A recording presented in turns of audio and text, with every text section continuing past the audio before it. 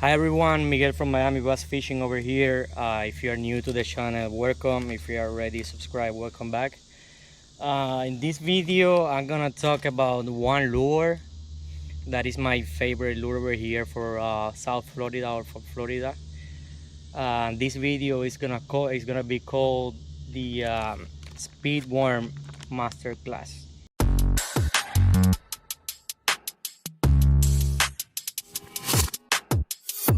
So today I'm gonna be talking about the Speedworm. In this case, my favorite one is the Zoom Company Magnum UV Speedworm, either on the black blue color or just the regular young bug color. The other one that I really like is the Bass Assassin one. This is like 7.5 inches, and we're gonna talk about everything regarding the Speedworm over here. I'm not a professional angler, but I can tell you that I use the Speedworm a lot, and I have made some changes, and I hope that you guys can use them and don't make the same mistakes that I've made before, right? So this is the Speedworm that I'm talking about. I'm gonna be talking, like I said, everything. How I rig it, just like regular Texas rig.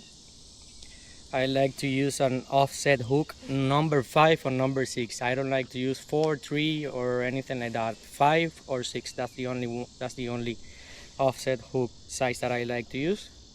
You know, just Texas rig. And then, of course, since you're gonna be over here in Florida and there is a lot of grass and a lot of stuff, and that's where the fishes are gonna be, just do the Texas rig and you know, just put the tip of the hook a little bit. Once it goes through the other side, just make sure that that is hidden like that. Okay, I like to use 316 tungsten worm weight. You know, I like to use a stopper right here, a peg. I like to peg it like this, and I like to use 20-pound fluorocarbon. That's what I like to use. I don't like to use 15, I don't like to use 20, I don't like to use things like that. I like to use 20 or 25. Sometimes I even use it. I like to throw the Speedworm. As you can see over here, there's some lily pads over there. I like to cast it way inside there, so that's why I like to have 20, so I have enough line and enough power to cast it. Why I don't use braid? Because sometimes I like to just leave it dead, and the braid, the fish can see it, right? So regarding to the rod, a lot of people are gonna say it's actually not necessary. It's just what I like, because like I said, I like to cast it way inside there, and since the hook is gonna be hidden, I like to have enough power to set the hook the right way to that fish. So my favorite rod to use the Speedworm, I mean from the ones that I have, right, is this Senko Dominator. It's a 7.55 heavy fast. This is the rod that I like to use, and the loose is a speed spool, 8.3.1 gear ratio, right? So whenever I'm fishing with the Speedworm, like I said, this is the way I like to fish it. I like to cast it right as close to the bank as possible, and since it's Texas rig and you have the hook like a little bit inside, it's not gonna get like tangled inside there, right? Leave it a few seconds and then just do a steady retrieve. That's the way I fish it. You can sometimes just leave it there, like cut it dead, and then just start retrieving it again. That's the way I like to fish it. This rod is like I said, a 7.5, so it gives you a big amount of casting distance. Some reasons why I really like the Speedworm and why I think that is one of the best Florida lures. If you have a Speedworm and you're getting close to the bank and you have your reel set up the right way, you can even flip it. Let's say that there's some grass right there, and you can even flip it. Give it a few hops, nothing, keep going. I have caught a lot of fishes like that. So flip it, that's it. For example, you see that there are some lily pads right there.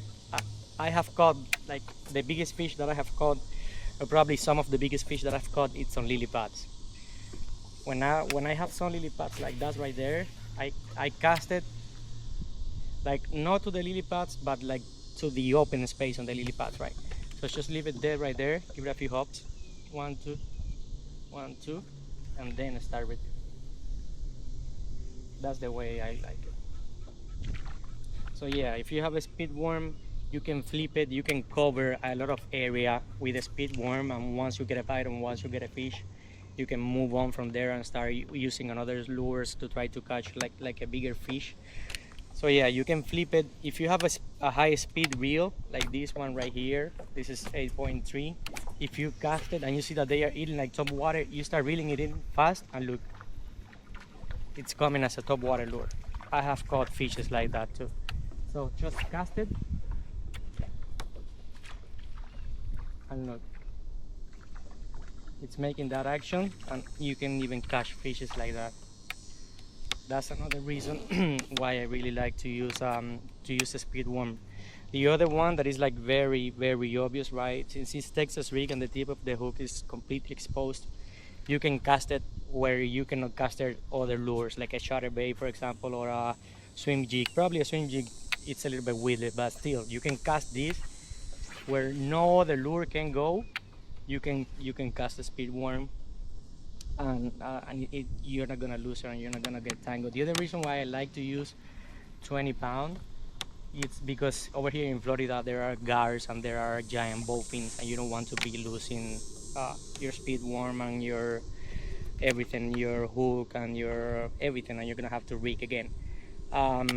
I have fished like 5 tournaments. In the first 2 ones I didn't catch anything because it was like very difficult after a huge cold front, but on the other 3 tournaments I finished 2 of them 14 and the other one on the 8th place. And most of the fish I caught them on the speed worm. The last tournament that it was on Lake Placid, I caught my last 3 fishes on a speed worm right after the other. Now, one thing that I'm gonna say about the speed worm, you don't want to be casting the speed worm. I mean, you're gonna catch fish. It's just like the places that I rather fish it. You don't want to be catching. You don't want to be casting a speed worm over here, right in the middle of the canal or right in the middle of the lake where there is no grass. Speed worm, according to what I have seen, it's meant to be fish where there is grass, where there is lily pads, where there is any type of grass that you have. That's where speed worm is made. According to what I have seen too, it's not meant to be fish on deep areas. It's meant to be fish like shallow. That's probably where you're gonna get the most bites on the speed worm. What other thing? Yeah, again, like I said, the rod. The reason why I like to use this one.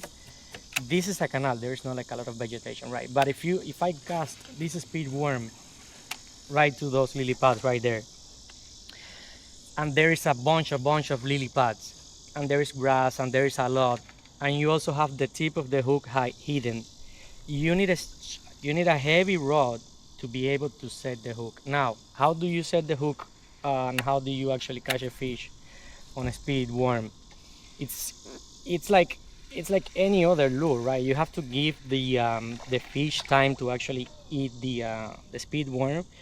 But again, just let's say I'm gonna cast it, and I say that I have a bite right there. What you want to do is like put the tip of the rod down, reel in the slack, and then set the hook as strong as you can.